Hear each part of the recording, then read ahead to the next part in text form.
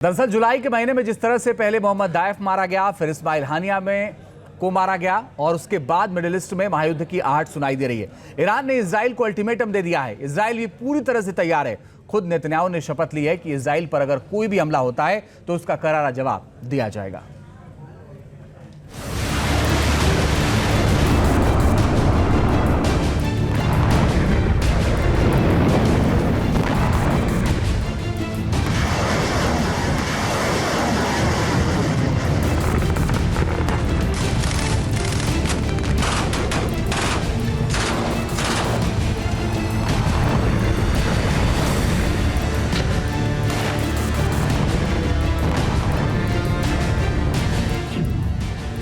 Ismail Haniyeh ढेर, Middle east में महाजंग का शो।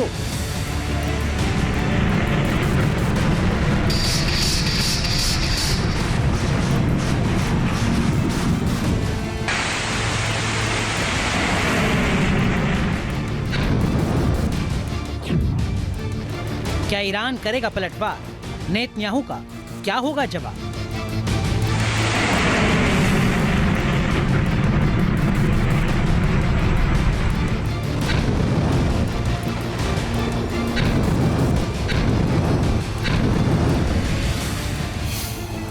इस्माइल हानिया की मौत के बाद मिडिल ईस्ट में टेंशन हाई। बीतते वक्त के साथ खतरा बढ़ता जा रहा है। सवाल यही है कि क्या ईरान की ओर से इजराइल पर प्रहार होगा?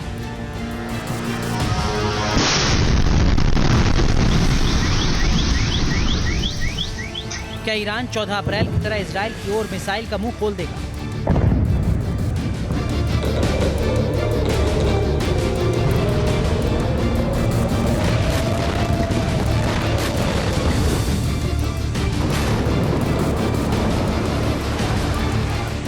क्या ईरान आत्मघाती ड्रोन के जरिए इजराइल की सेना पर विध्वंसक प्रहार करेगा?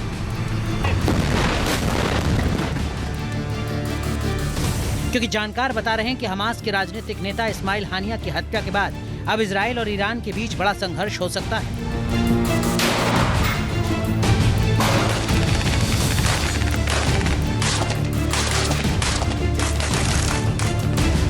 बताया जा रहा है कि ईरान के supreme leader Ayatollah Ali Khamenei ने ईरान को इजराइल पर हमले का आदेश दे दिया है। ईरान के सुप्रीम नेशनल सिक्योरिटी काउंसिल की इमरजेंसी मीटिंग के बाद खमेनेई ने इजराइल पर हमले का आदेश दिया है।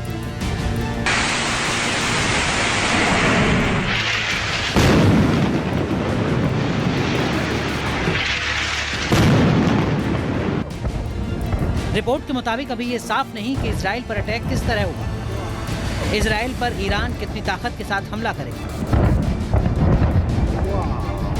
लेकिन जानकार बता रहे हैं कि ईरान का हमला 14 अप्रैल वाले हमले से भयंकर होगा। हमास के पॉलिटिकल लीडर इस्माइल हानिया को जब इजराइल की आईडीएफ ने ईरान की राजधानी तेहरान में जाकर एलिमिनेट किया तो इससे ईरान की जो सरकार है वो बहुत ही गुस्से में है और ईरान ने बार बार ये धमकी दी है कि वह इजराइल से इसका भरपूर बदला लेगा। हो सकता है कि मिडिल ईस्ट में तनाव और ज़्यादा बढ़ जाए।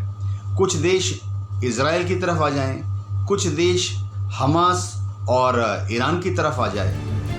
क्या 14 अप्रैल से बड़ा अटैक करेगा ईरान? 14 अप्रैल 2024 को ईरान की सेना ने इजराइल की राजधानी तेल अवीव को टारगेट किया था।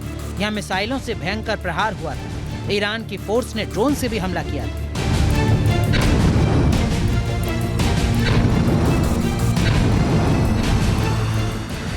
हाइफा को भी ईरान ने 14 अप्रैल को निशाना बनाया था। उस दौरान बताया गया था कि ईरान ने इजराइल पर 170 से ज्यादा ड्रोन अटैक किए हैं, तो वहीं 30 से ज्यादा क्रूज मिसाइलों से प्रहार किया।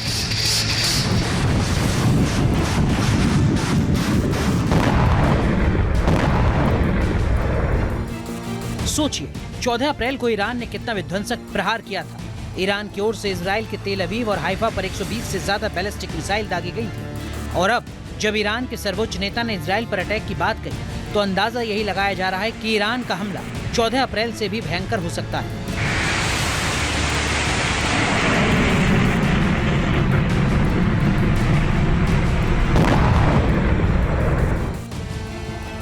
ईरान की धमकी के बाद इजराइल के प्रधानमंत्री ने क्लियर कट कहा कि उनका देश हर हमले का जवाब देगा। ישראל, ימים מאתגרים לפנינו. מאז התקיפה בביירות נשמעים איומים מכל עבר. אנחנו ערוכים לכל תרחיש ונעמוד מלוכדים ונחושים מול כל איום. ישראל תגבה מחיר כבד מאוד על כל תוקפנות נגדנו מכל זירה שהיא. סגרנו חשבון עם מוחסן ונסגור חשבון עם כל מי שפוגע בנו, כל מי שטובח בילדינו, כל מי שרוצח את אזרחינו.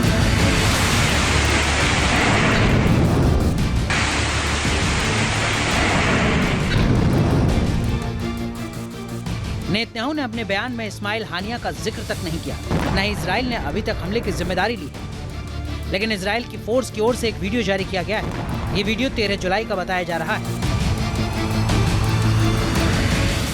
जब हमास के सैन्य विंग के कमांडर मोहम्मद दाइफ को ढेर किया था।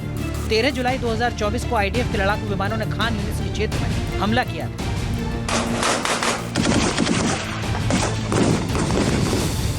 ये हमला एक सुनियोजित तरीके से किया गया था। मोहम्मद दाइफ हमास के सैन्य विंग का कमांडर था और गाजा पट्टी में हमास आतंकवादी संगठन के दूसरे नंबर का कमांडर था।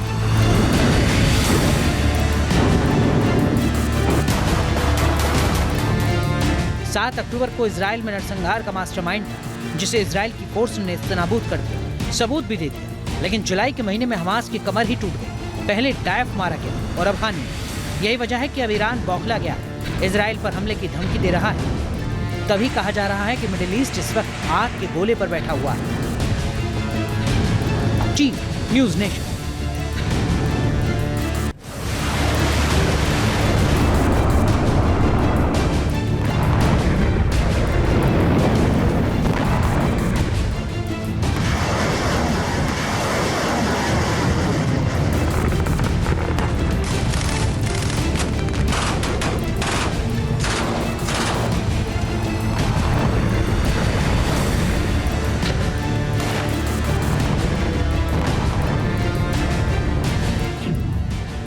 इस्माइल हानिया ढेर, मिडिल ईस्ट में महाजंग का शो।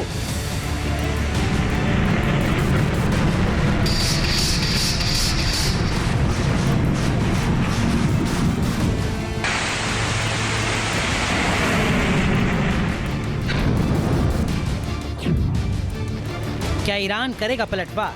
नेतन्याहू का क्या होगा जवाब?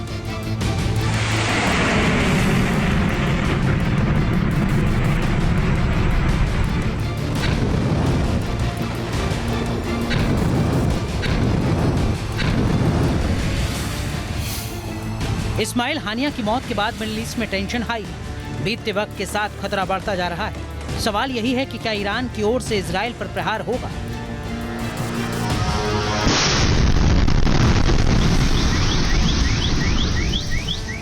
क्या ईरान 14 अप्रैल की तरह इजराइल की ओर मिसाइल का मुंह खोल देगा?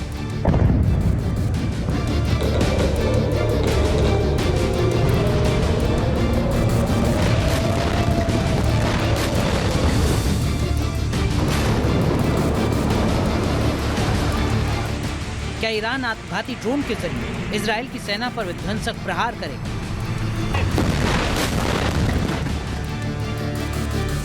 क्योंकि जानकार बता रहे हैं कि हमास के राजनीतिक नेता इस्माइल हानिया की हत्या के बाद अब इजराइल और ईरान के बीच बड़ा संघर्ष हो सकता है।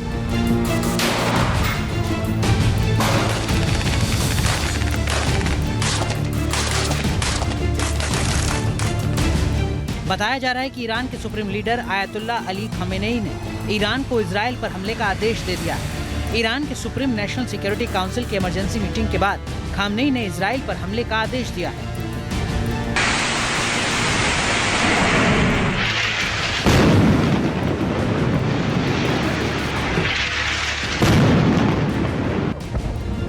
रिपोर्ट के मुताबिक अभी ये साफ नहीं कि इजराइल पर अटैक किस तरह होगा। इजराइल पर ईरान कितनी ताकत के साथ हमला करेगा। लेकिन जानकार बता रहे हैं कि ईरान का हमला 14 अप्रैल वाले हमले से भयंकर होगा। हमास के पॉलिटिकल लीडर इस्माइल हानिया को जब इजराइल की आईडीएफ ने ईरान की राजधानी तेहरान में जाकर एलिमिनेट किया, तो इससे ईरान की जो सरकार है वो बहुत ही गुस्से में है और ईरान ने बार बार ये धमकी दी है कि वह इजराइल से इसका भरपूर बदला लेगा।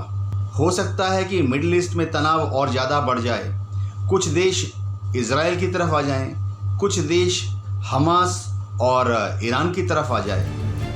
क्या 14 अप्रैल से बड़ा अटैक करेगा ईरान? 14 अप्रैल 2024 को ईरान की सेना ने इजराइल की राजधानी तेल अवीव को टारगेट किया था। यहाँ मिसाइलों से भयंकर प्रहार हुआ था। ईरान की फोर्स ने ड्रोन से भी हमला किया था।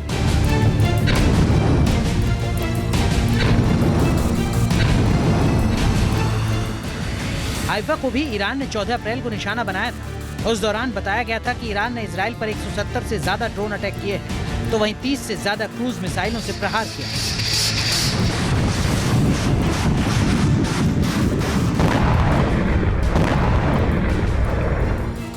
सोचिए 14 अप्रैल को ईरान ने कितना विध्वंसक प्रहार किया था। ईरान की ओर से इजराइल के तेल अवीव और हाइफा पर 120 से ज्यादा बैलिस्टिक मिसाइल दागी गई थी। और अब जब ईरान के सर्वोच्च नेता ने इजराइल पर अटैक की बात कही, तो अंदाजा यही लगाया जा रहा है कि ईरान का हमला 14 अप्रैल से भी भयंकर हो सकता है।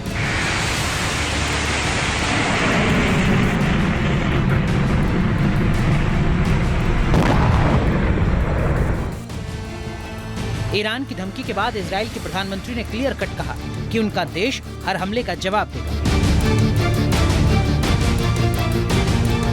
אזרחי ישראל, ימים מאתגרים לפנינו.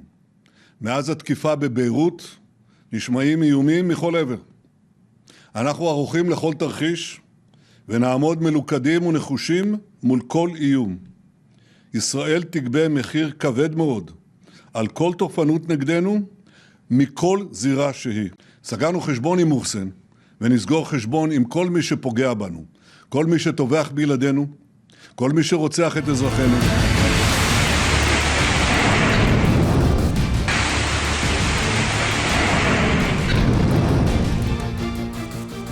नेतन्याहू ने अपने बयान में इस्माइल हानिया का जिक्र तक नहीं किया, न ही इजराइल ने अभी तक हमले की जिम्मेदारी ली है। लेकिन इजराइल की फोर्स की ओर से एक वीडियो जारी किया गया है। ये वीडियो 13 जुलाई का बताया जा रहा है, जब हमास के सैन्य विंग के कमांडर मोहम्मद दाइफ को ढेर किया था। 13 जुलाई 2024 को आईडीएफ के लड़ाकू विमानों ने खान यूनिस के क्षेत्र में हमला किया था।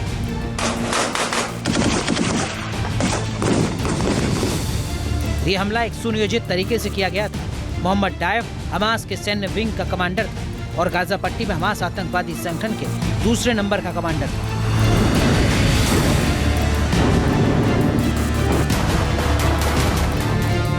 सात अक्टूबर को इजराइल में नरसंहार का मास्टरमाइंड था, जिसे इजराइल की फोर्स ने नेस्तनाबूद कर दिया, सबूत भी दे दिया। लेकिन जुलाई के महीने में हमास की कमर ही टूट गई। पहले दाइफ मारा गया और अब हानि। यही वजह है कि अब ईरान बौखला गया, इजराइल पर हमले की धमकी दे रहा है। तभी कहा जा रहा है कि मिडिल ईस्ट इस वक्त आग के गोले पर बैठा हुआ है। News nation. न्यूज़ नेशन अब व्हाट्सएप पर खबरों के ताजा अपडेट के लिए न्यूज़ नेशन के इस QR कोड को स्कैन करें।